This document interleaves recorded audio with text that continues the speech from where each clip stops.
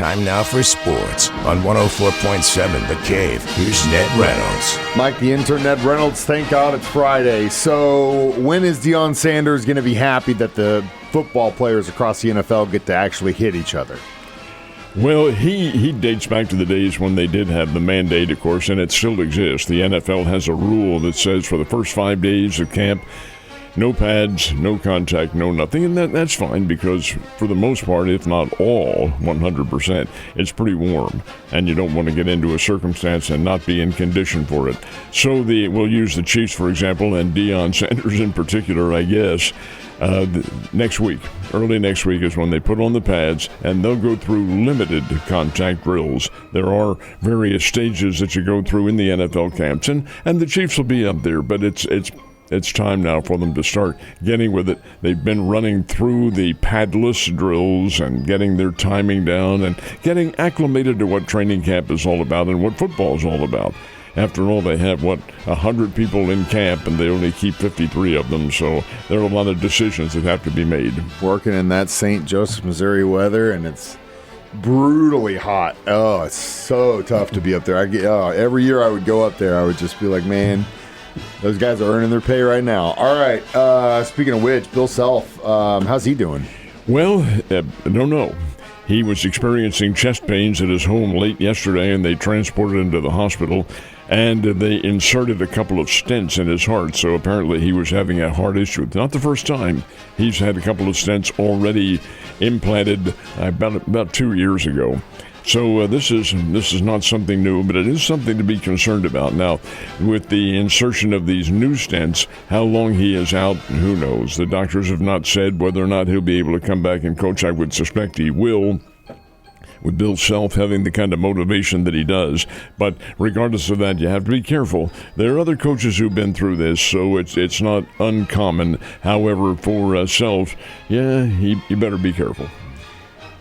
He was probably one of the first guys that I looked up to when I was a kid. I was in that period of time. Like, I'm not a big, wrestling guy now, obviously. We know each other well. But when I was small, in the golden era of wrestling, as they say, with Hulk, Ultimate Warrior, I can go on and on. Roddy Piper, God rest his soul as well. He's been, he was the man to me. And definitely been a tough week for me, losing Ozzy and now the Hulkster. Yeah, his real name is Terry Bollea, but he went by the name of Hulk Hogan. Everybody knew that. 71 years old, and he did leave us yesterday at the age of 71, apparently because of a heart attack. He's a real big guy, but you're absolutely right. You characterized him very well. He was the symbol of professional wrestling. He's the one that you looked at worldwide and said, oh, there he is. There's that fierce and determined individual who had really a superior build, and he worked very hard to get it. Now, interestingly enough, he's kind of a polarizing figure. You either liked him or you didn't like him. And then toward the end of his career, he dipped a little bit, got involved in some circumstances that weren't particularly good, and his image was a little bit tarnished. However, having said all that, there were, and I love this figure too, these WrestleManias, Mike, that they have that are big, big audience attractions.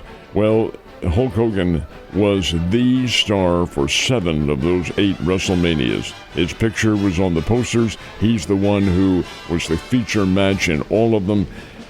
Pretty good guy in terms of the representation of professional wrestling around the world, and he was it. He was the figure, and they'll suffer a big loss without him, although he hasn't been in the picture in recent years. No, he's been, late 60s, early 70s, but definitely been a tough week for sure. It has been a very hot week. I know you love it. I hate it, but definitely makes it warm for the players when they're playing those night games under the lights. For sure. That does happen, but they're also paid pretty well to play those night games in the hot weather. And it's not. I like hot weather. I'm much more comfortable in hot weather than cold. That's the comparison I'm making. I mean, I'm a huge fan of it, but I would rather be too warm than I would be too cold any day. Any day. Anyway, Cardinals and Padres played last night, and baseball continues to fascinate the daylights out of me. Here the Cardinals got 5 hits and no runs from the Colorado Rockies on a guy I've never heard of before, who came up out of the minor leagues to pitch. So last night, against the San Diego Padres, who are a pretty good team, the Cardinals face Yu Darvish, who, when he came into the big leagues about a decade ago, was a master. He may be over the hill now, and the Cardinals rocked him all over the place. But the Padres also rocked Sonny Gray all over the place. Second questionable outing for Sonny Gray. Difference is, however, the Cardinals win the game 9-7. They got a big second inning, 6 runs, and got a couple of 3-run homers in that second inning from Brendan Donovan and from Wilson Contreras, both of whom had three RBIs apiece. It really just had a big game. It's one of those games, maybe a turnaround game, maybe playing at home, who knows. Anyway, there are 3 more games in this series with the Padres. Cardinals still have a long way to go. They're 9 games off the pace and chasing 2 teams in the National League Central. That place going to be a race to the end, I have a feeling. Like it usually is. It always feels like, at least in the last few years, it's been pretty close in that division. Gosh, yes. All right, Royals, they've kind of, I don't want to get my hopes up just yet, but after a little time in Chicago, they feel a little bit better? They're a streaky team, and they are, as we've mentioned all season long, I don't think they've reached their peak by any stretch of the imagination. They're right around 500. They're a better team than that, in my opinion. Now, they can hit the ball.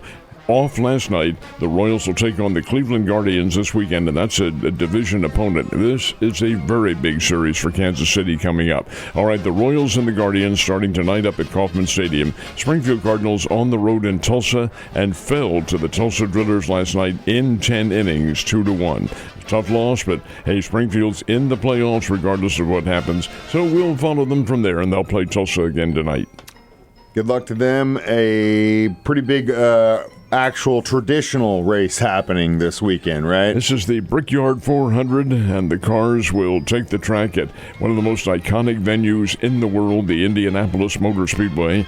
This is, of course, where they have the Indianapolis 500, and this Brickyard 400 is back to oval racing. Okay, what do you mean by that? Well, they'll use the regular track around the Indianapolis Speedway as the basis for this race. In the past couple of years, they've gone to the road race course that Indianapolis has built within the stadium itself. Well, that's not going to be used this time. This is a strictly oval race, and the Brickyard 400 is always a lot of fun. Definitely is, Ned. You have a wonderful weekend, and hopefully you stay a little cooler. I'll see you on Monday.